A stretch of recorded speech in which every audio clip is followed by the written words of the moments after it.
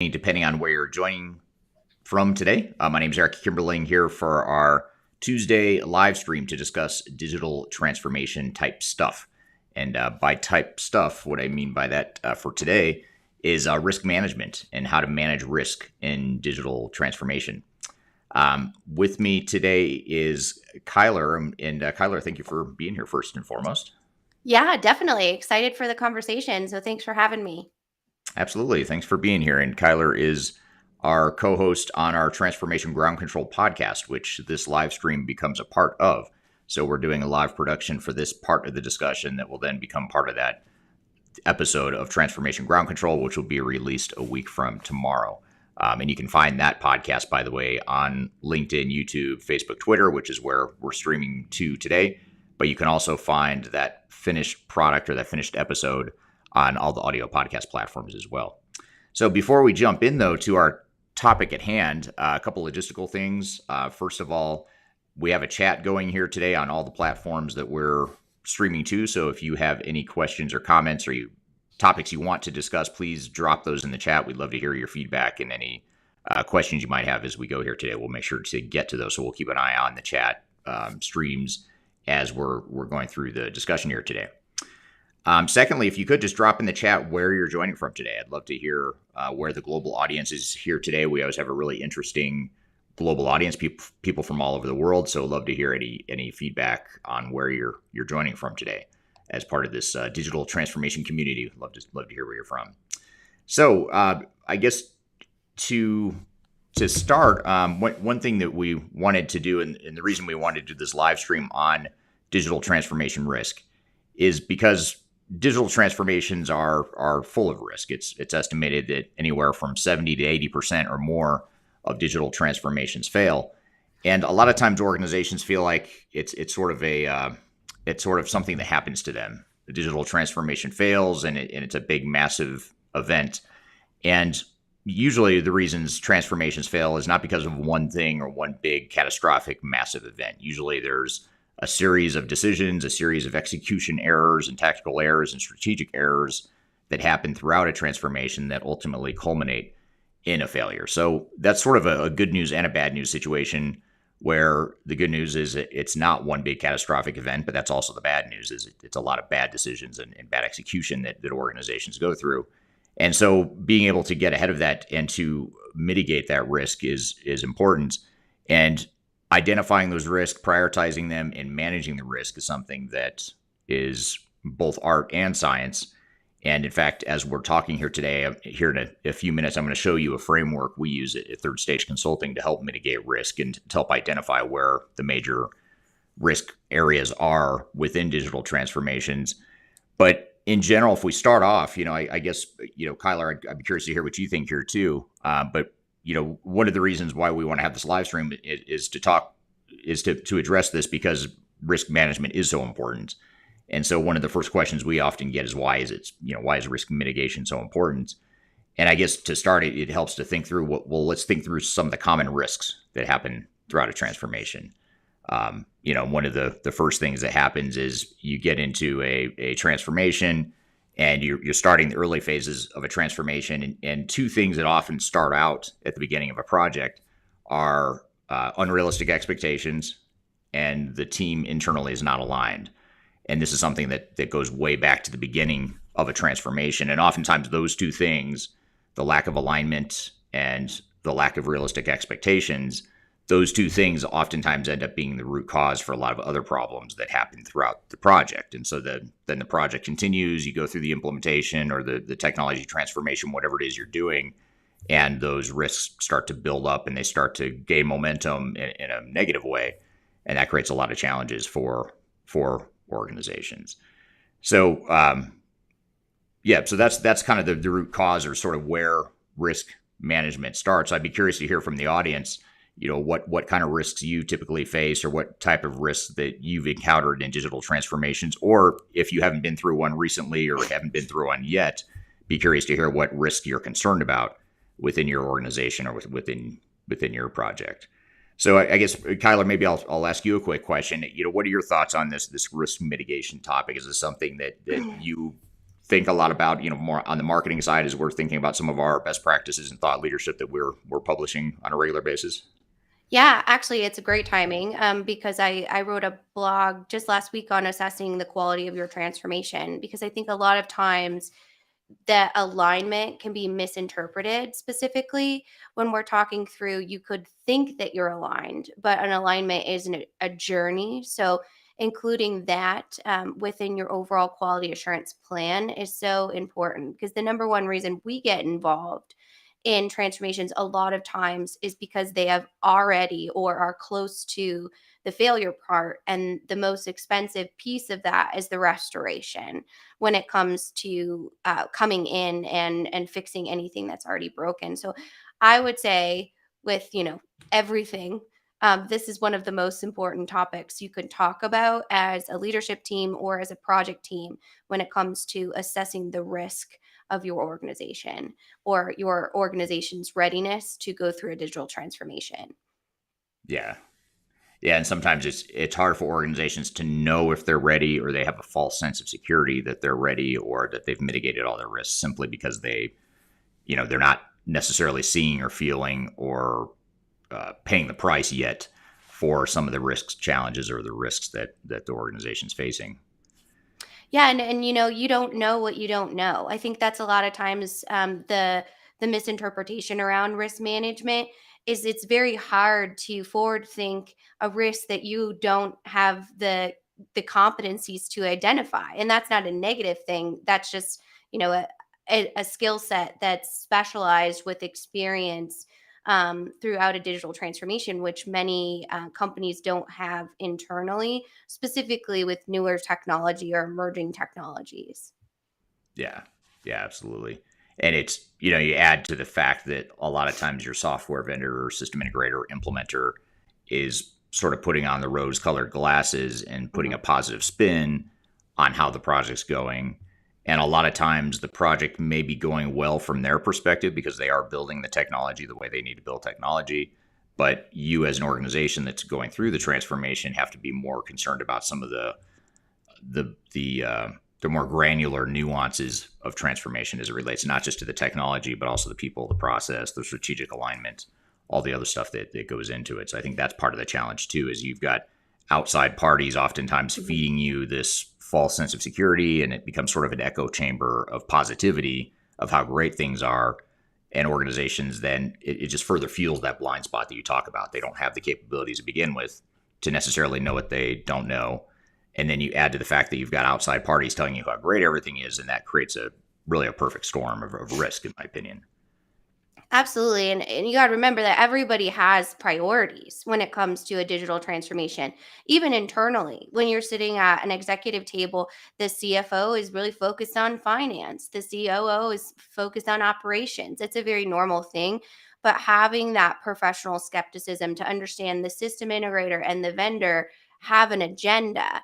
And it might not always be exactly what the business's agenda is. So having that ability to not only understand that and be aware of it, but translate kind of the industry jargon that you may not understand. And that's a lot of times the role that we play at third stage is just helping our clients say, this is what they're saying, this is what they're asking for. But how does that actually align with your business objectives and project ownership, which that's the biggest risk involved in all of this is losing ownership over your project to an outside third party. Yeah, yeah, it's a great point. And just to build on that point, and you kind of, if we sort of slow play or replay a failure and how failures oftentimes happen, that lack of control and lack of ownership of the project will typically manifest itself in a way that causes the system integrator and the software vendors, the outside third parties, to take control of the project. And that further fuels that misalignment because now you're not as aligned internally because you've got an outside third party sort of guessing, for lack of a better word, at what they think the transformation should be, which is not necessarily and typically is not aligned with your best interest. And then you look at what happens throughout the implementation too. One of the biggest risk factors that organizations think about is most top of mind for determining whether or not they're successful in their transformation is the overall implementation timeline and budget. And so if they can finish on time, on budget, that is a measure of success. It's not the only one, but it is a measure. And when you have an outside third party that's sort of in control of the project, what ends up happening is that unhealthy sort of over dependency on the outside party results in higher costs, typically because now you're paying more, the meter's running more for this additional support that they're often providing to compensate for the fact that you don't have internal ownership. That's one challenge. And then the other challenge is that misalignment we've talked about. That misalignment creates a lot of headwinds that slow things down and cause the project to slow down and sometimes come to a grinding halt because you just can't agree on what this transformation is going to be, or there's a lot of resistance, as a result of the fact that the ownership doesn't have that internal ownership and control of the project. So all those things add up to implementation, timeline overruns, budget overruns, and certainly even more material is the lack of value you get out of the transformation at the end of the day, which is a whole nother set of risks as well. So Yes, sorry, most definitely. Yeah, no, I was just going to say it's probably a good time to kind of talk through tactically, what that really looks like in identifying those risks and understanding where they might kind of reside in the project that a lot of times our client community doesn't know or isn't aware of. Yeah, and in fact, that's a good segue to sort of show a framework for how we typically identify some of these risks. And those of you that are watching this visually, this episode visually, we'll show you a framework here in front of you, and it may, hopefully you can read at least the headings of this framework. And this is a project quality assurance framework that we use at Third Stage with our clients. It contains 13 different areas that we typically will assess during a project. And it ranges from things that are really important early in a project, like procurement and project planning and getting the right project governance and controls in place. And then it includes other dimensions that become even more important as the implementation proceeds. So things like making sure you have business process alignment and you've addressed organizational change and master data management, testing, security, et cetera.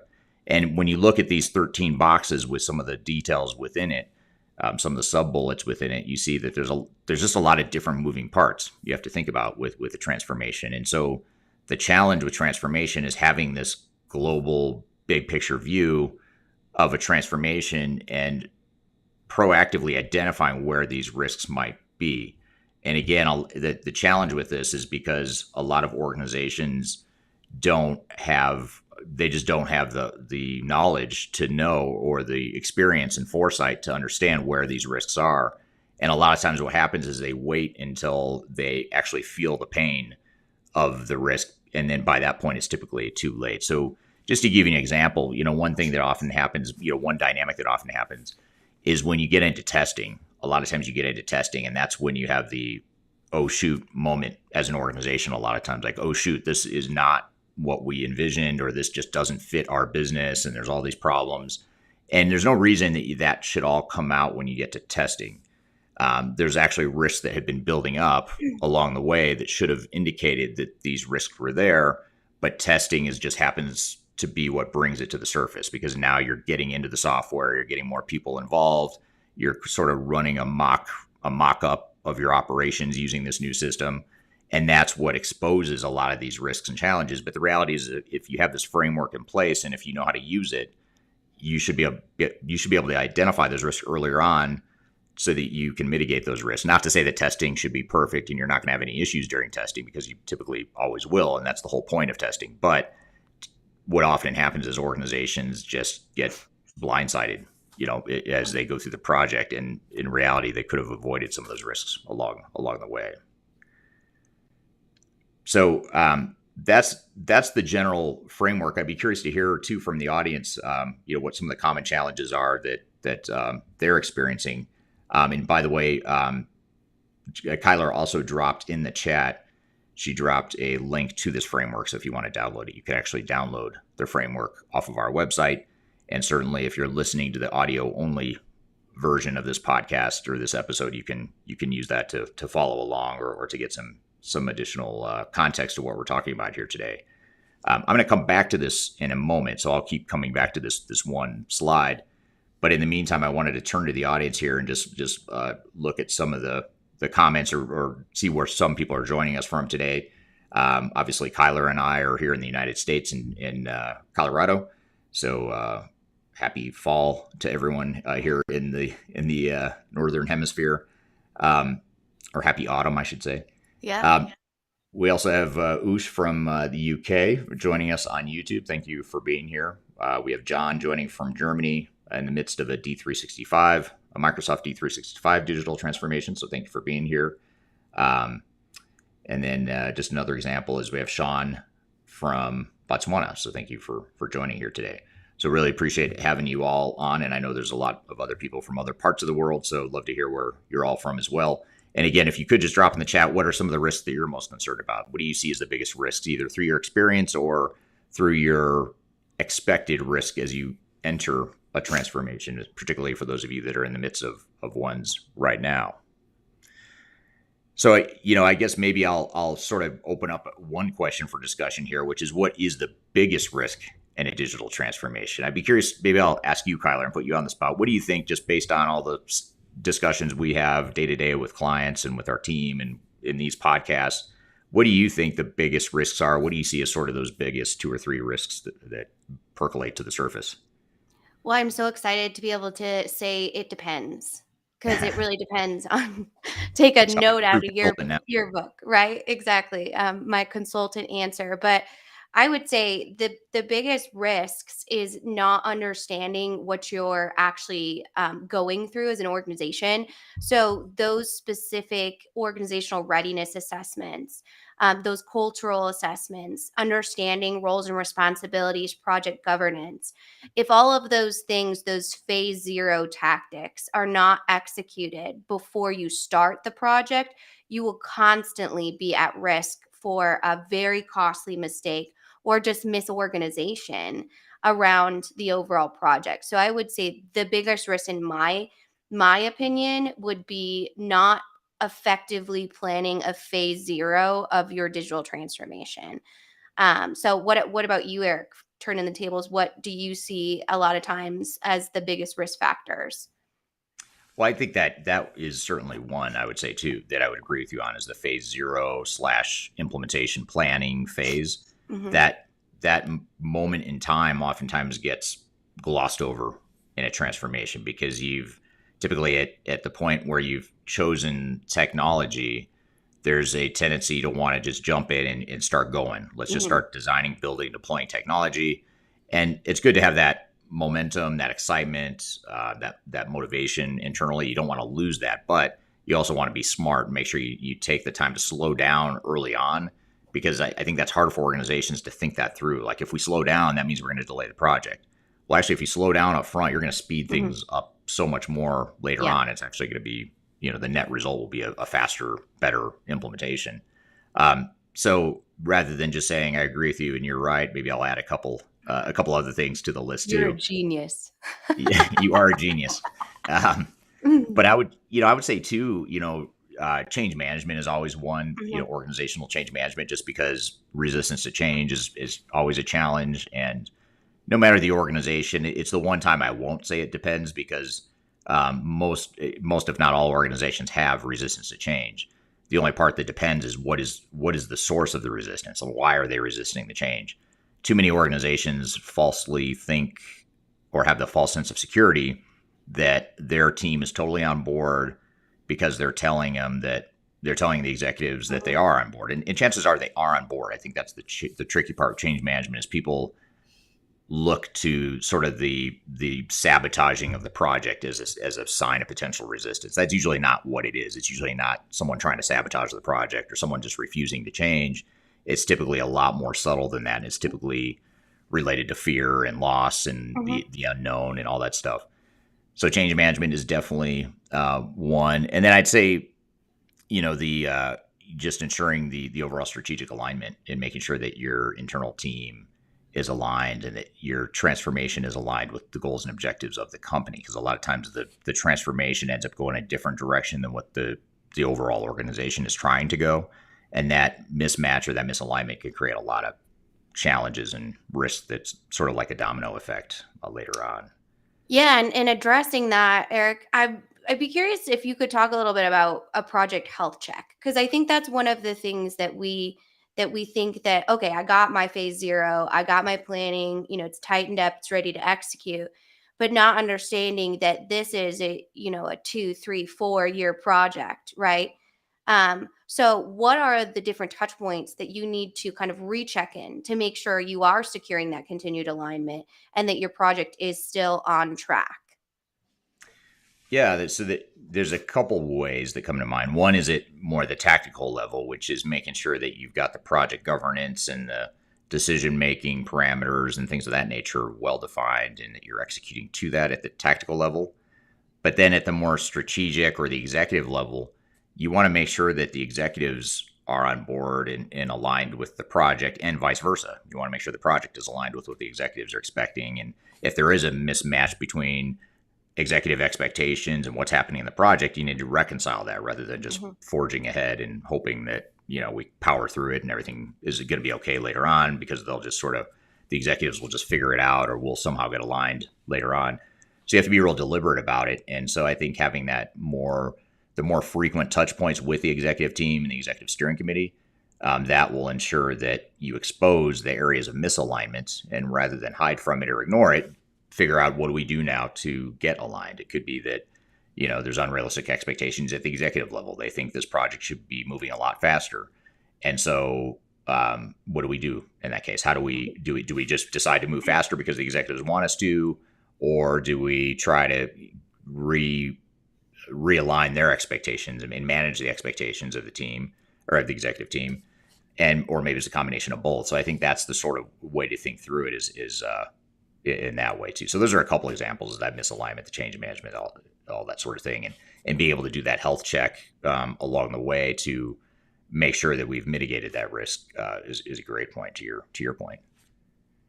Absolutely. And some of these audience questions, we can kind of dig into talking through what that looks like from a system standpoint, and then also an OCM standpoint, which, is a huge risk factor that's not spoken about. So I'm sure we can kind of look at those, and take the conversation from there. Yeah, absolutely. So John over on YouTube, John and I are aligned on on some of the biggest challenges here. I mean, he and I swear I did not just copy your answer, John, but this is exactly what I said. The company alignment and willingness to change was pretty similar to what I would say as well, as far as the biggest challenges in a transformation. So thanks for that feedback, John. Great minds do think alike. And then this is a really interesting one that I think Mhm. is worth diving into. This is from Sean over on LinkedIn. Sean says our biggest challenges in our market is the vendor bullying of enterprises and forcing them towards upgrades they are not prepared for. ERP cloud comes to mind. Sadly, our market is not ready. And Sean, I believe, is the one that is from Botswana, if I remember correctly. Yes. So that's Sean from Botswana. So presumably he's talking about the African region not being ready for cloud ERP. And I think that's a great point, because I Mhm. think it's not just in Africa. I think that's a global problem where a lot of organizations are getting pressured into making decisions, whether it's cloud or otherwise. It could be something unrelated to cloud. But the point that Sean brings up is that the vendors have their self interest, just like we all do, and they're going to push to sell software. And a lot of times that pushing can get super aggressive, and in some cases, in my opinion, it almost feels like a hostage situation Yeah. where they hold you hostage because you're using their legacy system that they're just going to decide to stop supporting and maintaining and putting any sort of R&D into, and they'll sort of force you into this decision of you either have to move to a new system, presumably our new system, or we're going to stop supporting your product, and that sort of thing. So I think that's a really unfortunate, and I think a highly unethical problem that our industry has is I don't think any third party should be telling a business what they can and can't do, or what they should do, or how they should spend their money. But that's oftentimes what's happening in the market today. So I think that's a really good point. That whole vendor bullying piece of it. I think you have to be educated enough and sophisticated and savvy enough to know how to counter that. And I think that's a problem that a lot of organizations have. Well, yeah, because it's something that these vendors or system integrators do on a daily basis. It's kind of how they communicate. And we recently did a piece, and I did drop the digital transformation in Africa white paper that we have that talks about emerging markets and the immersion of cloud technologies, those types of different things. So I definitely recommend checking that out if you are in specifically the EMEA area. Our team wrote that over there. That's really insightful for a lot of these different, when you're looking at an on-prem solution versus cloud, where you might not have the infrastructure, the connectivity to support a cloud solution, how to have that conversation. And then also I'll just add to that overall insight of when you are in a situation where you're talking about an upgrade, I think it's so important to understand that an upgrade is not just what it sounds like, it's a whole transformation project in itself.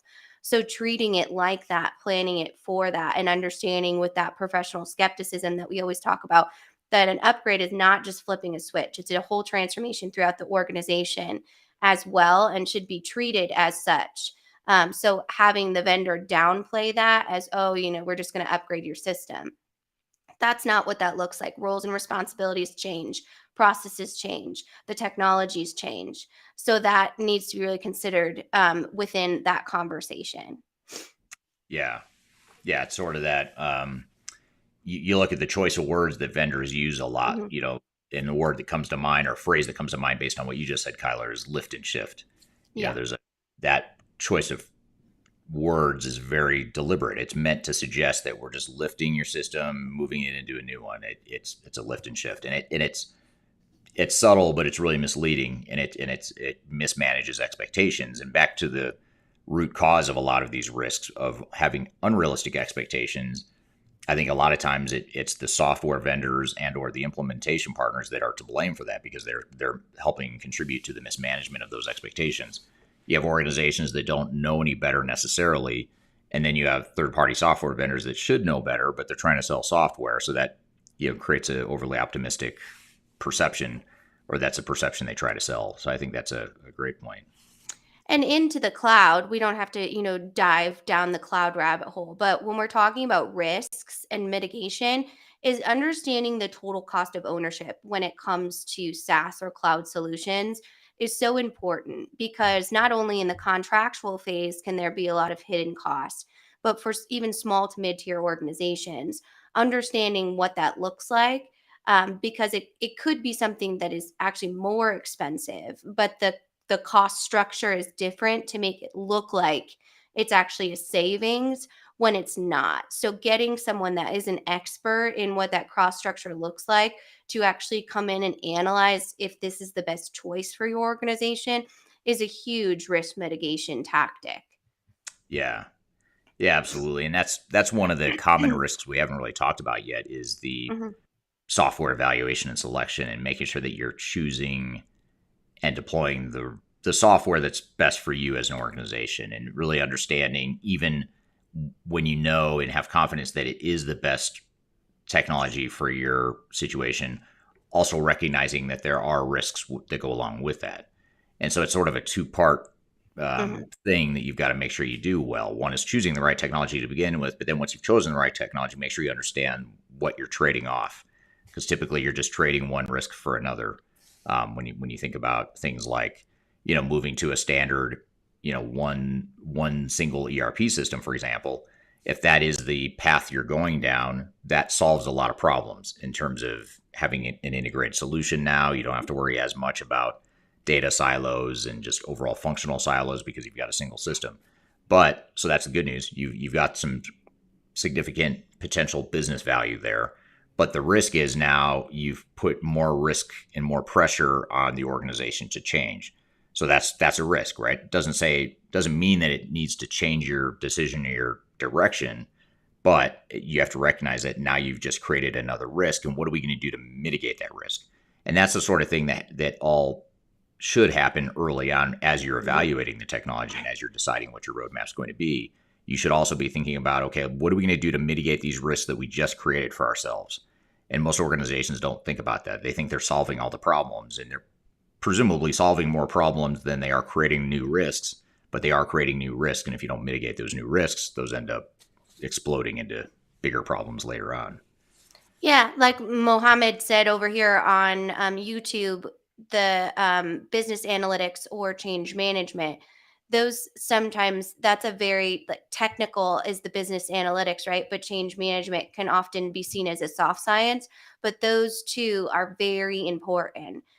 Because to your point, when you bring in additional data or the data journey within an organization changes, you need to be able to understand the impact that that has on the employee.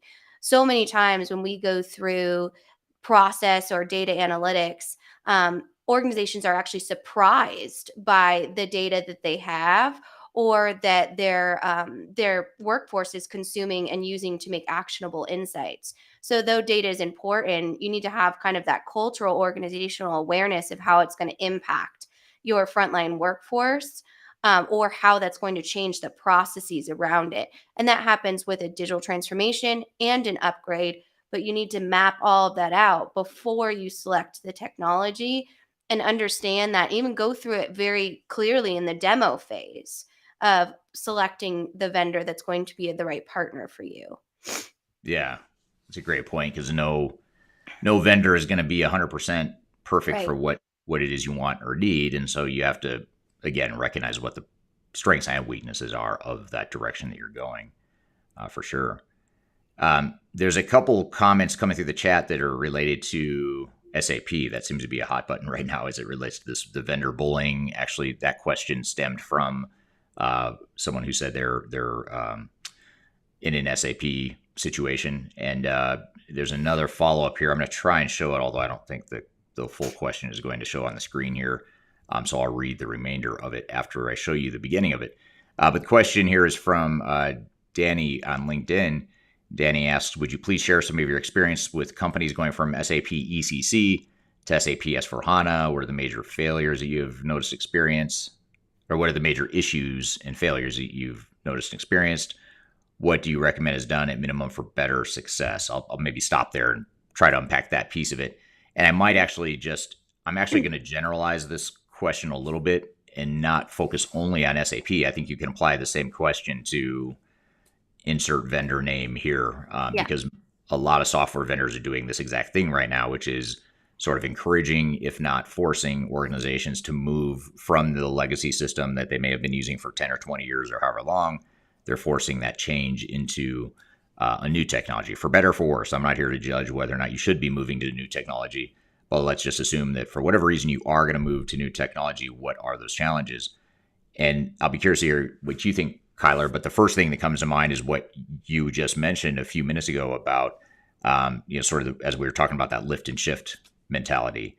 That's the first thing you have to recognize that Kyler's point earlier about this is not just a simple upgrade, especially now that we're talking about going from on-premise to cloud, presumably in most cases. That is a pretty significant overhaul. And the cloud technology, you could argue cloud technology is better than on-premise. Let's just assume, I'm not going to agree or disagree with that, but let's just assume it's correct. Let's assume that cloud technology is better. And let's just assume that cloud technology from a technical perspective can be deployed faster from a technical perspective. And again, I could spend an hour debating that point, but I'm not going to. But let's just assume that part's true.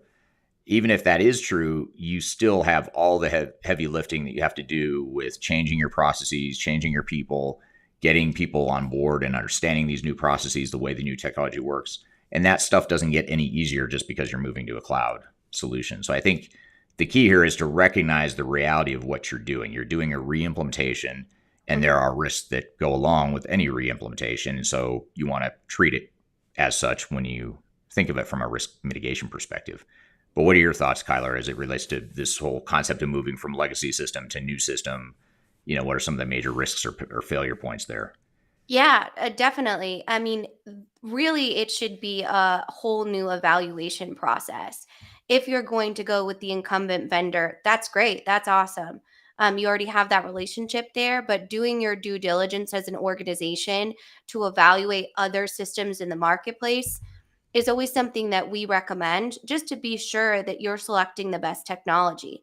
And so seeing it as that, as a new selection of a software, is really important to ensure that you kind of check all the boxes of where you are in the marketplace, because these legacy systems could be 20, 30 years old, and a lot has happened in the technology space since then, and you're allowed to evolve as a business, right?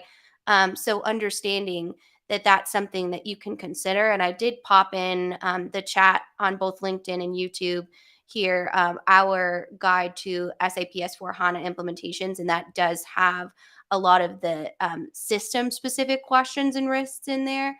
So I definitely recommend, if you're interested in SAP S4 HANA specifically, you go ahead and check that out. But that is a major transformation from that system. There's a lot of risks involved. So having a risk mitigation and quality assurance plan is going to be key to understanding and identify those before you experience an expensive risk on that side. Yeah.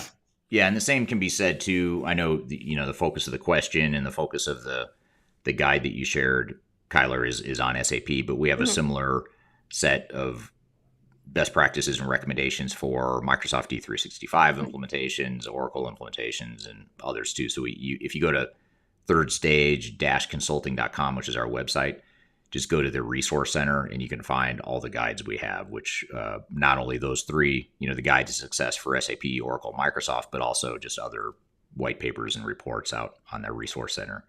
So be sure to check that out as well. Um, another question that's sort of related along the same thread here of vendor expectation setting and vendor bullying and mismanaged expectations, all that stuff. This question is from Sun over on YouTube. And Sun, I'm not sure if it's Sun or Soon. I'm going to say Sun, but I apologize if I'm saying that wrong. But the question or comment here is: digital transformation will be mandatory in the future? Question mark. Um, I think it's a really interesting question because if you ask most industry analysts or consultants or others that are have something to gain by more organizations going through digital transformation, and this includes third stage consulting, by the way, I'll be totally candid. We're all going to say, if we're acting in our best interest, in our own self interest, we're all going to say yes. Digital transformation is mandatory. Every organization should go through a digital transformation. And you just have to look at, well, who's going to benefit from that? The real people that are going to benefit from every organization in the world going through a digital transformation in the next 3 years or whatever. It's going to be the software vendors. It's going to be the consultants. It's going to be the industry analysts. All those people have a lot to gain. So you have to take it with a grain of salt. I don't buy the whole refrain that you have to go through a digital transformation. If you're not going through a transformation, then you're falling behind and you're going to fail as an organization. That fear-based marketing is highly effective, but it's not always reflective of reality. So I think you just have to take a step back and first of all define the timing for your digital transformation. Is now the right time? I don't know. I couldn't tell you right now because I don't know your business. For those of you listening, if you're not already a client, I don't know your business. So I couldn't tell you. But even if the answer is yes, you should go through digital transformation, doesn't mean you have to go all in on a digital transformation. It could be more of an incremental phased approach or more of sort of a risk adverse or an approach that's meant to mitigate risk or focused on mitigating risk. That's okay too. So I think it's just a matter of how you want to go about that. What are your thoughts on that, Kyler? Is digital transformation mandatory? Should it be mandatory? Oh man, well, I would hate to be the one that enforces that, but I was hoping we'd get to that question, because it's a really complex question in the fact of what is a digital transformation. So if you're talking about a full ERP system, no, I don't think that would be mandatory in the future. I mean, you could argue that ERP is going away as one kind of centralized system, and we're focusing more on things like interoperability and integration.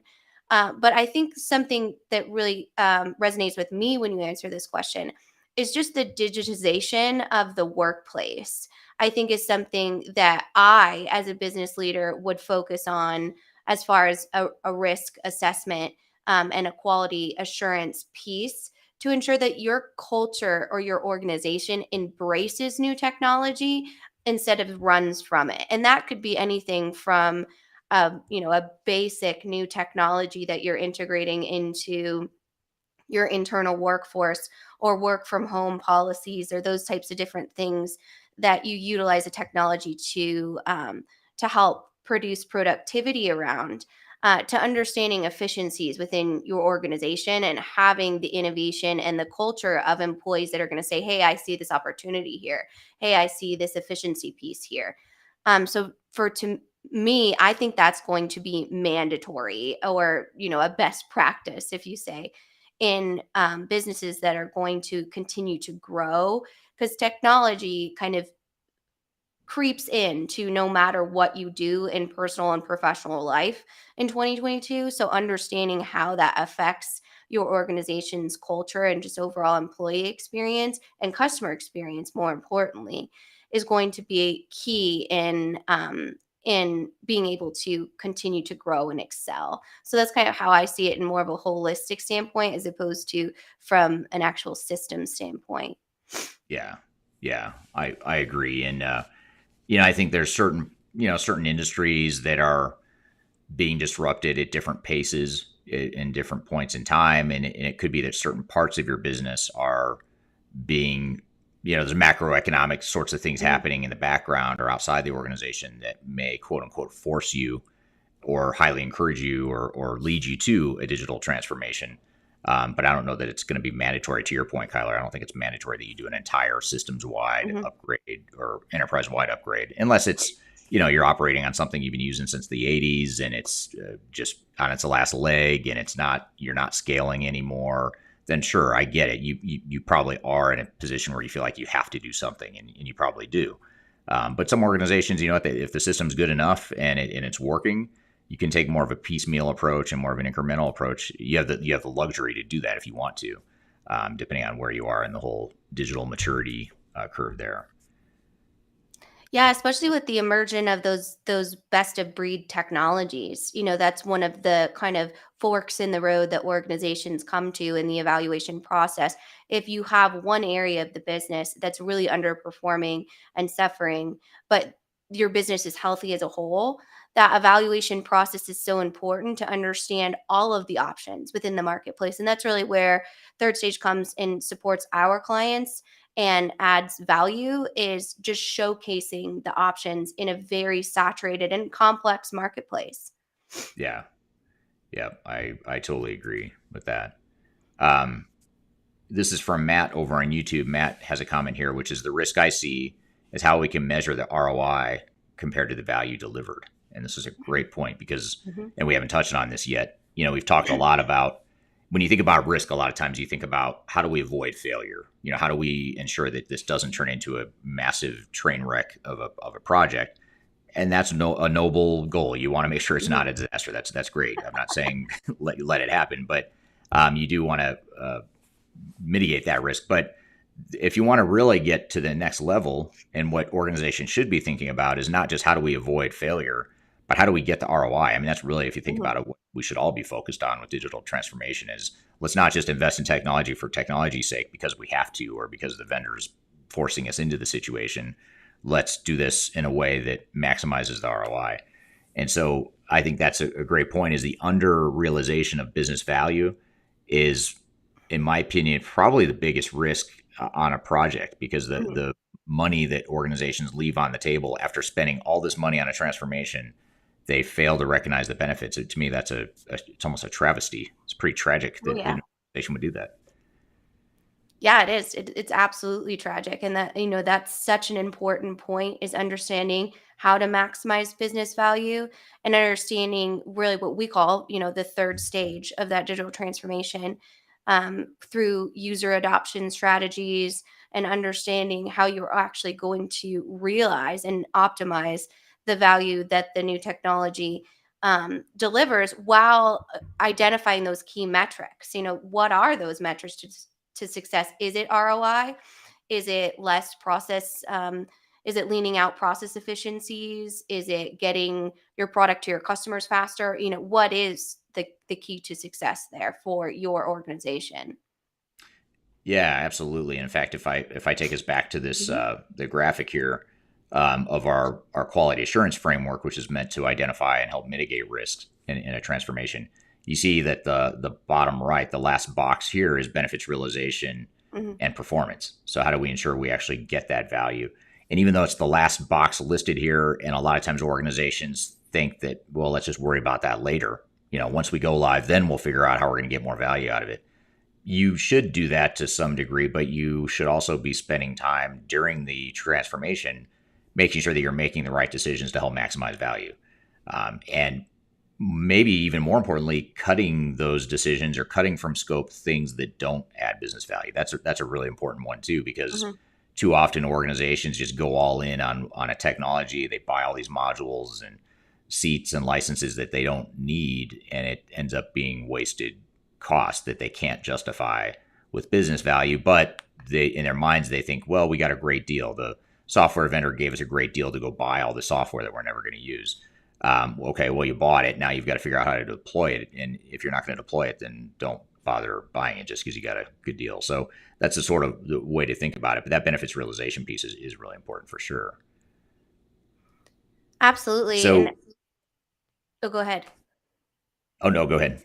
I was just gonna say, and that brings up that feared technical debt, and the more of those kind of bolt-on applications or those systems that you were sold as a specific module, that also ups your cybersecurity risks, which we know is something that is a huge initiative. And we talked about it on our ground control episode a few weeks back about the average cost of a cybersecurity issue or hack or phishing scam or those types of different things. The more applications and technology that you own, the more you need to be able to protect that and protect the data within your organization too.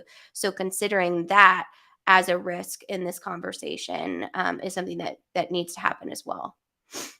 Yeah, yeah, absolutely. And just going back to the quality assurance framework, you'd see that they're somewhere on here. I'm having trouble reading it with my old eyes or my aging eyes, but I think it's under It's right there. Yeah, the security security. right next to the reporting and analytics. Don't worry. Yeah, I thank you. got you. The I know I've 2020. got the. Yeah, thank you. You've got much younger eyes than I do, but yeah, under the security box here, you see that cybersecurity is obviously a part of that. And Mhm, also, we get into master data management a couple boxes mhm, over. That's another important one. Back to the point earlier about analytics and having the right data and reporting and information coming out of the system. That's important too. You don't want to just put in technology for technology's sake without having better visibility and better analytics than you had before the transformation. So those are all good points as well. Here's an interesting comment from Gassan over on LinkedIn. He says that customizations of ERP or technology in general increases the risk of failure due to distorting of the standard workflow of the ERP. This is creating snowball aftermath for support and cost. Um, that's a great point that mhm, customization is a key source of risk in transformation. And anytime you do customization, you're introducing more risk into the mhm, project.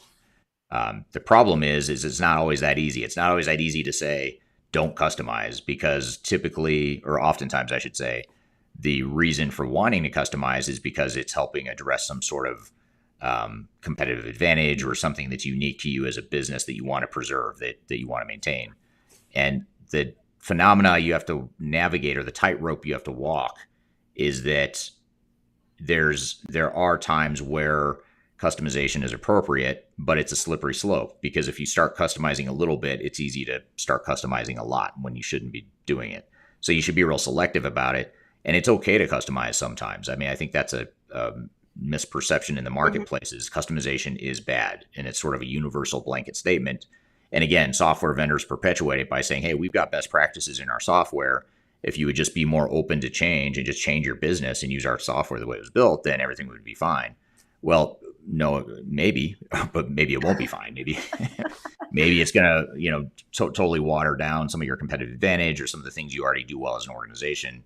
So why would you do that? And so you just have to be careful that you're not getting guilted into or duped into, just using standard software when maybe that standard software isn't the right solution for your business.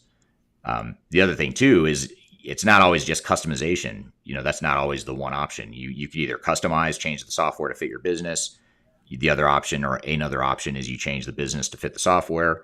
A third option is you go find a third party bolt on system. Maybe there's a software out there that handles that function better than the core enterprise wide technology or ERP system you're trying to deploy.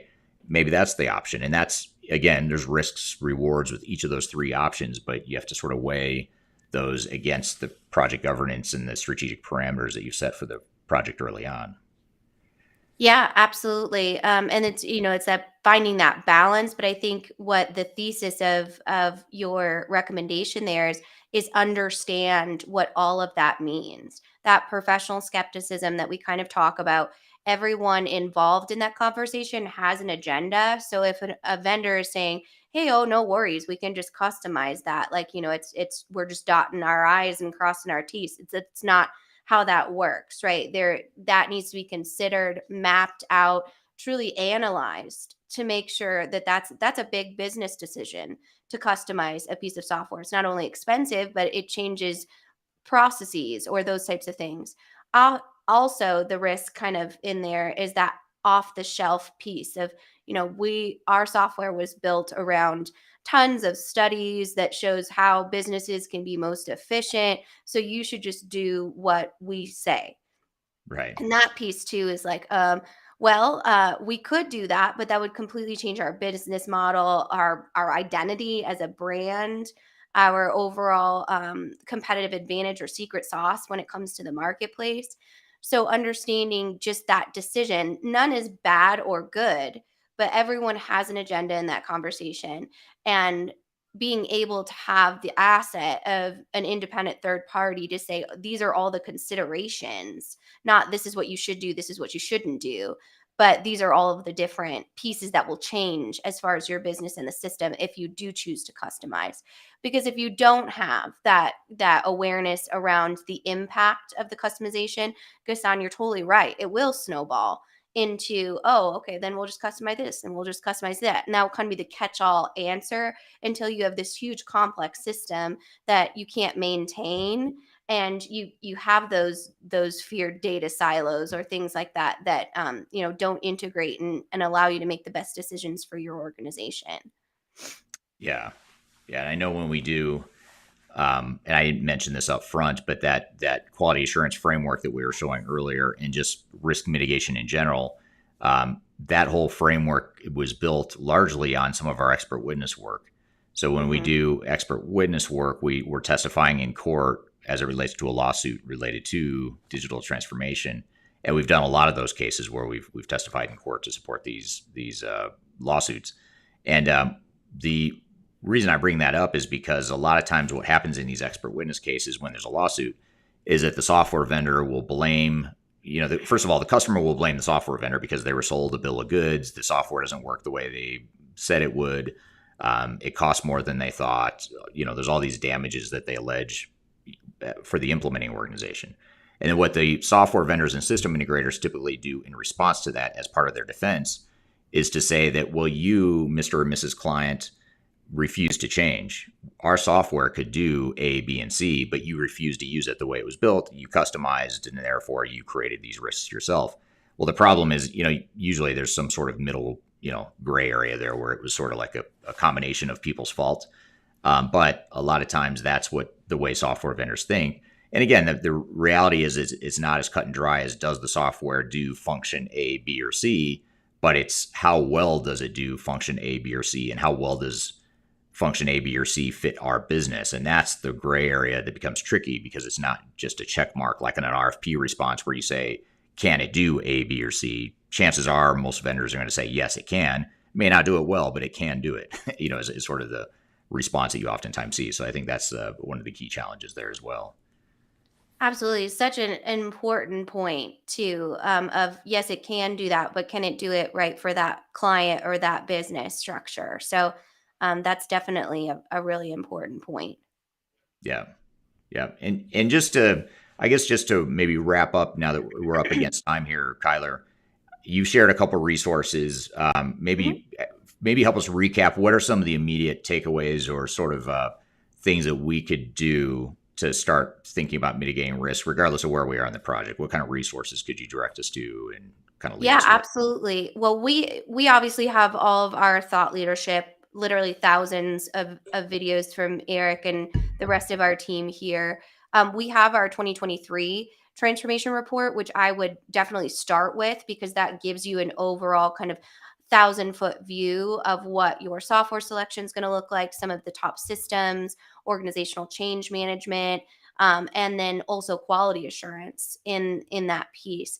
The one thing I will recommend, which sounds like sales language for us, which it doesn't matter to me if you come to third stage or anywhere else, if you reach out to a third party that is technology agnostic and independent, that's going to be the biggest insurance package that you can buy for your project because that expert is going to be able to assume your business goals while understanding kind of all of the technical conversations and complexities behind the software vendor, the SI, and any other internal teams that you have involved. So that's certainly where I would start is getting that knowledge and then talking to independent experts to ensure that you're armed with the ability to have that conversation as a project leader. Yeah.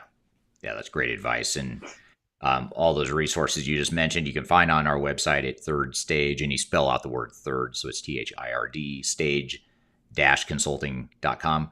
And if you also follow us, you can either follow Third Stage and or Kyler or I individually on YouTube, LinkedIn, Twitter, TikTok. Follow us on social media because we're always putting stuff out there too. So there's a daily basis we're cranking out content and putting out information that is meant to help the digital transformation community. And then Kyler has dropped a couple links in the chat here too, as well, to help with that. So with that all being said, I want to first of all, thank the audience for being here today. Thank you for all the great questions and engagement. I hope you found this helpful.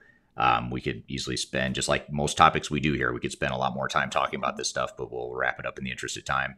Also want to thank you, Kyler, for being here today on our first unofficial day of autumn here in the Is it Americas. actually autumn? I didn't even know that. I mean, it's like 100 No, it's degrees here. So well, yeah, I know it doesn't feel like autumn, but I know. it's sort of like after Labor Day in the United States, at least There you go. it's sort of like the unofficial beginning of autumn, even though it's not really until three Right. more weeks. But it just I don't know. But you're right; it feels hotter today, or it will be hotter today than a lot of summer days. So it's Indian summer for sure. But well, good. Well, thank you everyone for being here today. Really appreciate it. Again, you can find this uh, interview will become part of the Transformation Ground Control podcast episode that gets released a week from tomorrow on Wednesday. And if you haven't already subscribed to Transformation Ground Control, be sure to check that out on YouTube, LinkedIn, Facebook, Twitter. And you can also find it on Spotify, Amazon, Google, Apple, all the podcast platforms as well. So wherever you listen to podcasts, be sure to check that out as well. So thank you everyone for being here today. Hope you have a great rest of your day, and we'll see you next Tuesday on our live stream. If we don't see you before then, have a great week in the meantime. Take care. Bye bye. Bye.